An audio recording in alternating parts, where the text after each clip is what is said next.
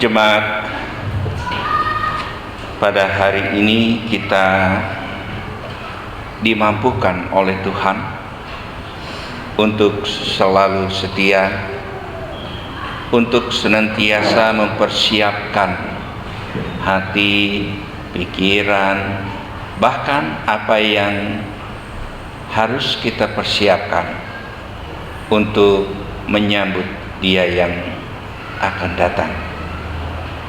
Tetapi kita mampu menyelesaikan minggu Advent ini karena pertolongannya. Namun Bapak Ibu, ada hal-hal yang sangat penting yang untuknya kita harus bisa melakukannya. Karena yang kita mau lihat dalam konteks pembacaan yang dikaitkan dengan kehidupan orang-orang Yehuda, bukan Israel, orang Yehuda. Mereka ini lebih cenderung untuk meminta pertolongan kepada sesama, kepada bangsa yang tidak seiman, kepada penguasa-penguasa. Tetapi mereka tidak paham bahwa meminta pertolongan itu yang seutuhnya bagi orang Yehuda hanyalah kepada Tuhan. Tetapi Raja Ahaz itu mengambil keputusan sesuatu yang salah. Nah, seorang pemimpin kalau dia salah mengambil keputusan, ujung-ujungnya rakyatnya pun menjadi korban. Bukan raja saja, tetapi rakyat menjadi korban. Kenapa demikian? Karena Raja Ahaz tidak mendengarkan para nabi-nabi. Justru ia cenderung kepada bangsa Asyur untuk membantu dia menghadapi musuh-musuhnya. Apakah Asyur mampu membela orang-orang Yehuda? Enggak. Tetapi yang kita perhatikan di sini bahwa pada saat itulah Yehuda sedang berjalan di dalam kegelapan. Mereka tidak tahu untuk keluar dari belenggu-belenggu kegelapan itu. Inilah yang kita mau perhatikan. Karena bagaimanapun juga sebagai umat kepunyaan Tuhan, jadi kita pun mampu mempersiapkan diri kita. Selama 4 minggu masa Advent adalah masa persiapan kita. Saya percaya bahwa jemaat tidak akan mengalihkan rencana penyambutannya kepada dunia ini, tetapi kepada Tuhan yang mau dipersiapkan pikiran kita, hati kita, dan segala sesuatu yang berhubungan dengan iman percaya kita kepada Tuhan. Itu yang disebut dengan persiapan menyambut Yesus yang datang. Nah, selebihnya itu tergantung kepada kita untuk mempersiapkan. Nanti kalau ada tamu, ya saya kasih apa dan lain sebagainya, itu lain. Yang jelas kesiapan itu hati, pikiran yang berkaitan dengan hubungan kita dengan Tuhan. Hidupnya kita, itulah yang menjadi kenyataan. Supaya kita bukan lagi orang-orang yang berjalan di dalam kegelapan itu, sama seperti Yehuda.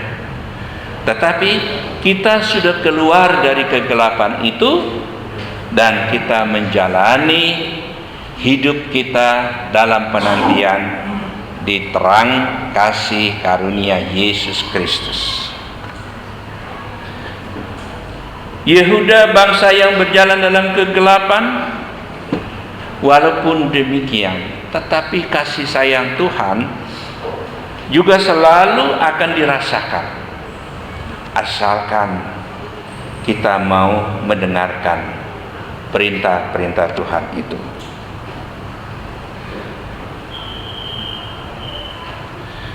Tetapi Bapak Ibu, kita tidak khawatir, karena janji Allah itu sangatlah nyata. Kenapa dikatakan janji Allah itu sangat nyata? Karena tidak tanggung-tanggung Allah itu memperhatikan dunia ini. Ia mendatangkan anaknya yang ia kasihi. Ia berikan kepada dunia ini,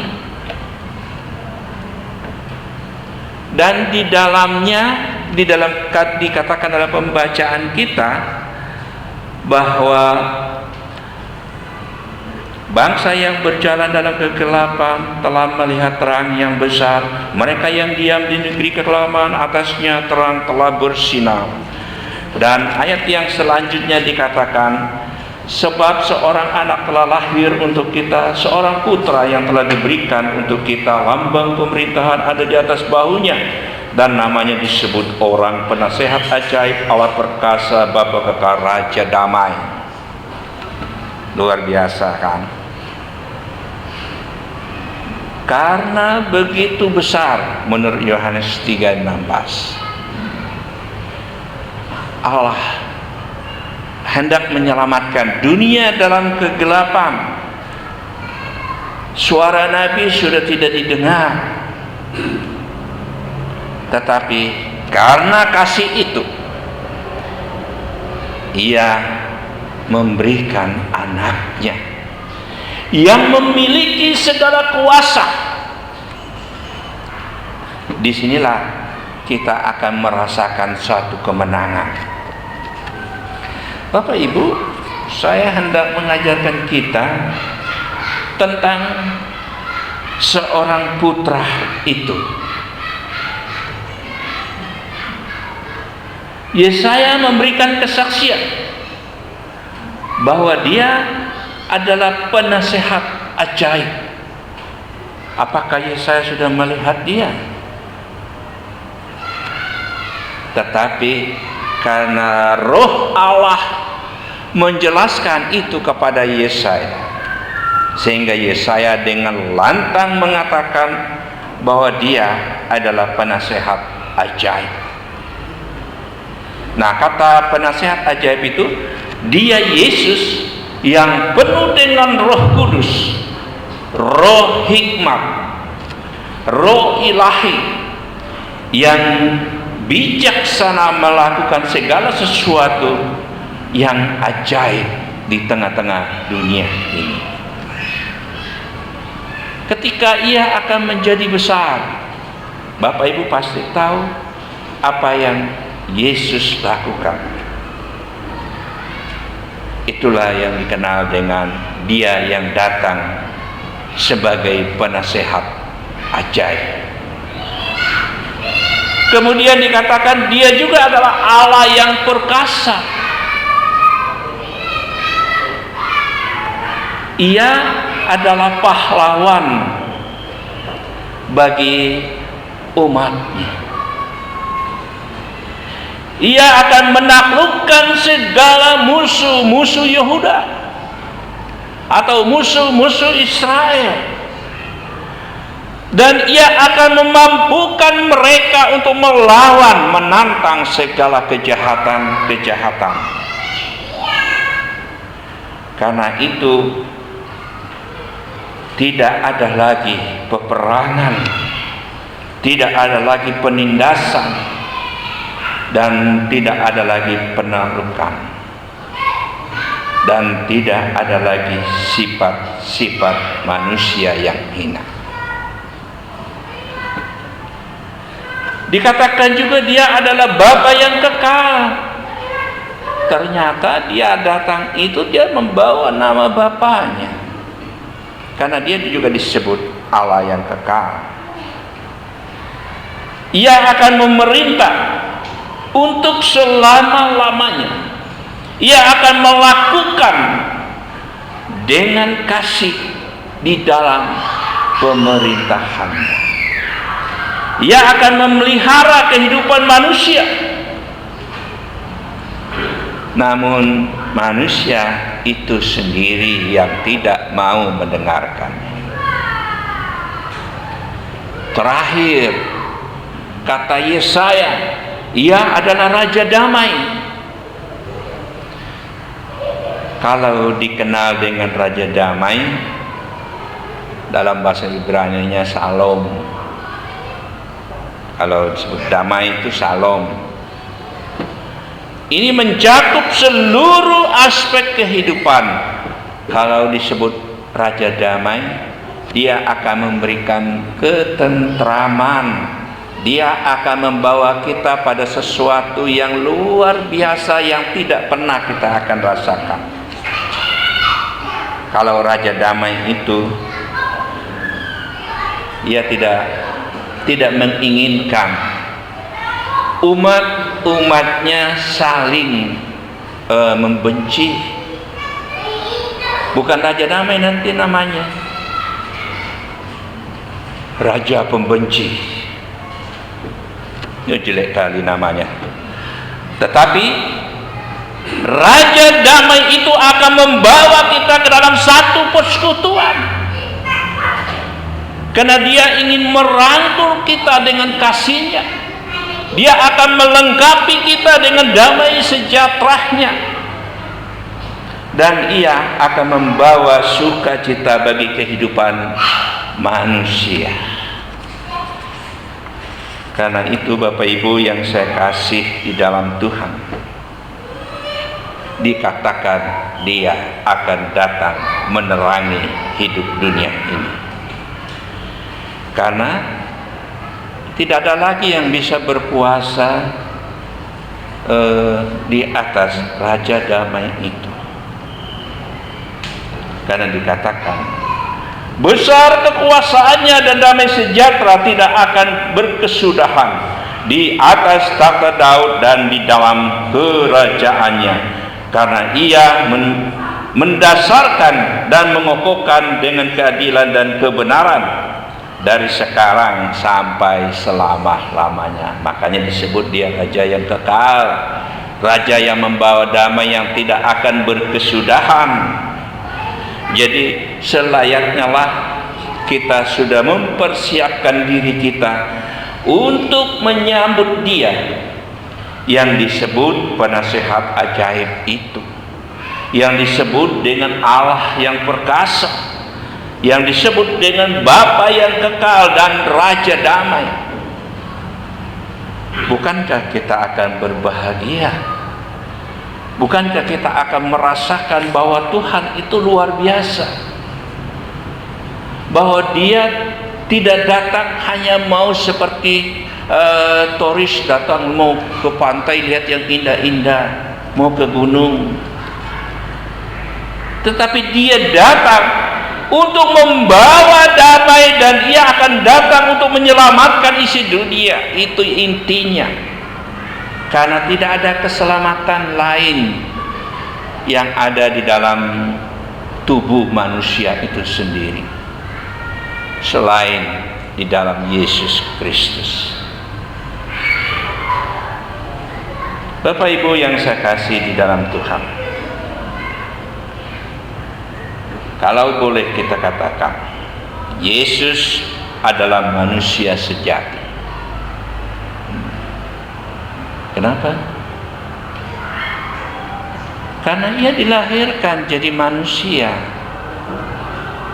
Kalau dia dicubit pasti sakit, sama seperti Bapak Ibu cubit diri Bapak Ibu pasti sakit. salah satu yang menunjukkan bahwa dia manusia, dia juga merasa sedih, merasa lapar,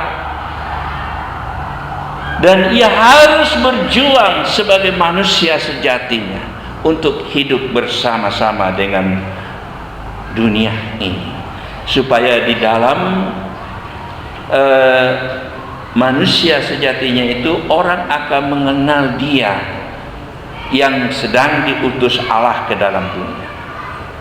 Bisa aja Bapak Ibu bandingkan Yesaya 7:14 bandingkan dengan Matius 1:23 atau ayat yang kelima, bisa dibandingkan di sini. Yesus disebut anak Allah, tadi disebut manusia sejati karena ia datang. Tetapi anak Allahnya tidak bisa dikikis karena ia memang asalnya dari Allah. Memang dia akan kembali juga ke sana. Jadi Bapak Ibu, kalau orang mengatakan Yesus itu rasul, nabi, ya terima saja, karena memang dia akan menjadi rasul kita, dia juga akan menjadi nabi kita, dan dia juga akan menjadi raja, karena segala kuasa ada di dalam hidupnya.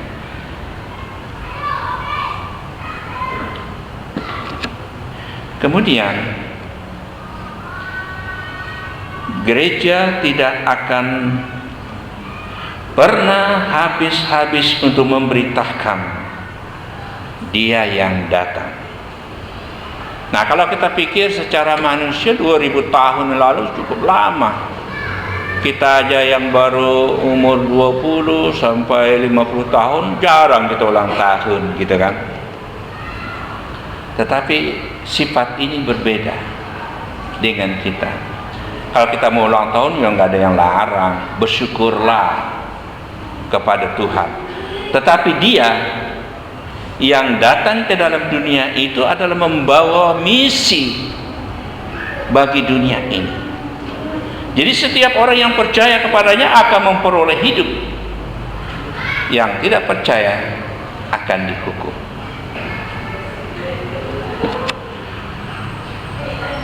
Kemudian Bapak Ibu, saya mengutip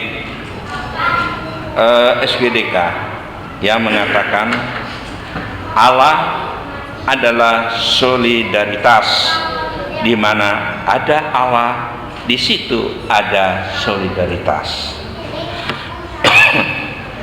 Misi gereja adalah solidaritas, dan di mana ada solidaritas, di situ ada gereja. Kan luar biasa Bapak Ibu.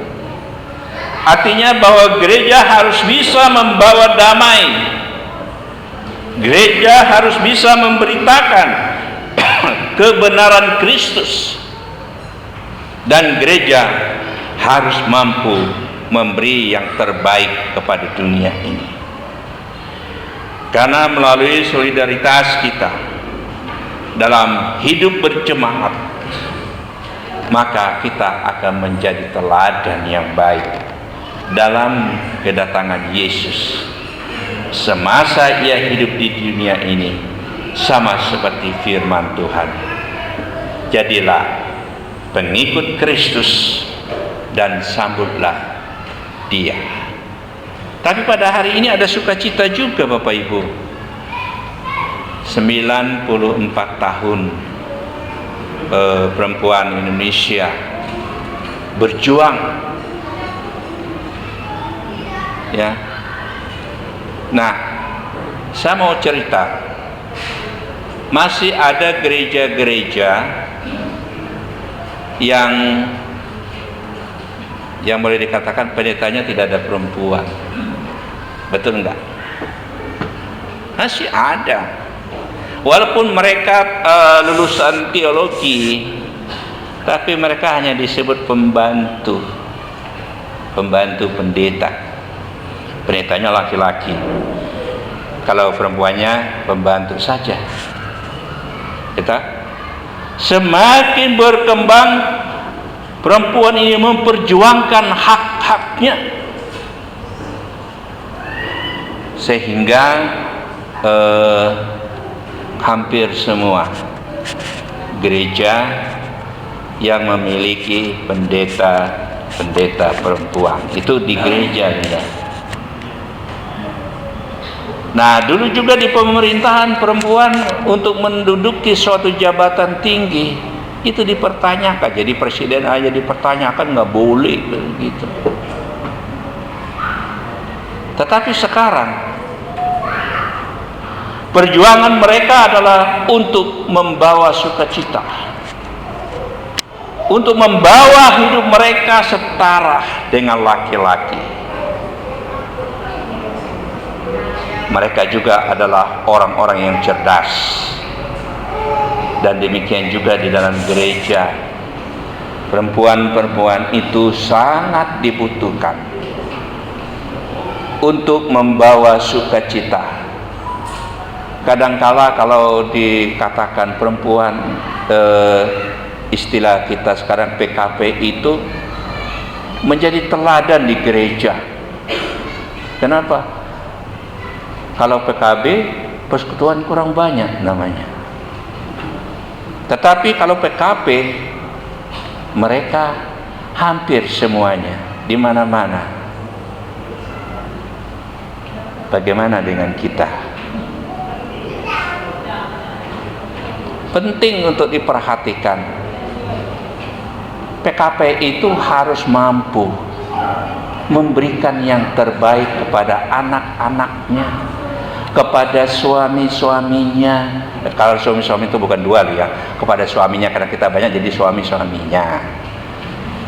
Nah, dalam arti bagaimana kita bisa memperjuangkan perempuan-perempuan itu, bagaimana kita mau bisa menjadi teladan yang baik di tengah-tengah persekutuan kita. Kalau perempuan itu datang ibadah cuma tiga orang, ketua, pengurus, kan gak etis namanya. Mari Bapak Ibu, perempuan-perempuan gereja,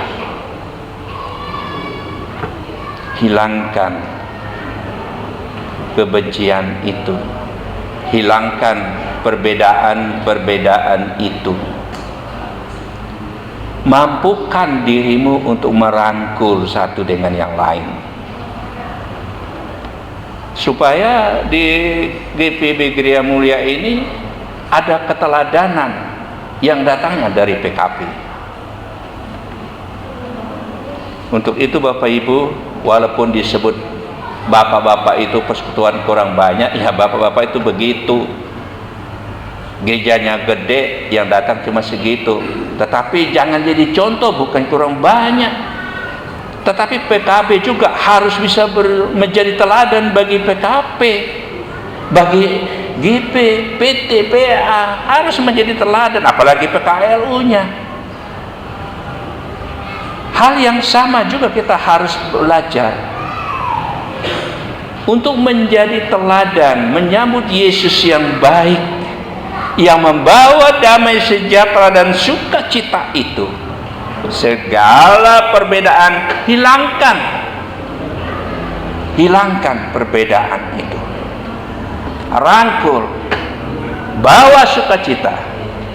Karena itulah yang disebut dengan perjuangan perempuan Indonesia, perjuangan PKP yang ada di dalam persekutuan GPIB. Jadilah teladan, ya, jadilah teladan. Sebentar kita akan sambut dia yang datang. Kalau perbedaan itu tidak datang, bagaimana? Kalau kita masih memiliki iri, dengki dan lain sebagainya, apakah Yesus sempurna lahir dalam kehidupan kita? Untuk itu, mari segala sesuatu yang menjadi beban dalam hidup kita, tanggalkan itu. Sambut Yesus yang lahir dalam kebersamaan kita, supaya kita menjadi gereja yang menjadi teladan bagi kehidupan masyarakat yang ada di sekitar kita. Karena itu Jemaat yang saya kasih di dalam Tuhan, saya tegaskan itu untuk kita, supaya kita menjadi lebih baik lagi. Tuhan akan memberkati kita semua, dan persiapkanlah dirimu untuk menyambut Yesus dengan sungguh-sungguh. Amin.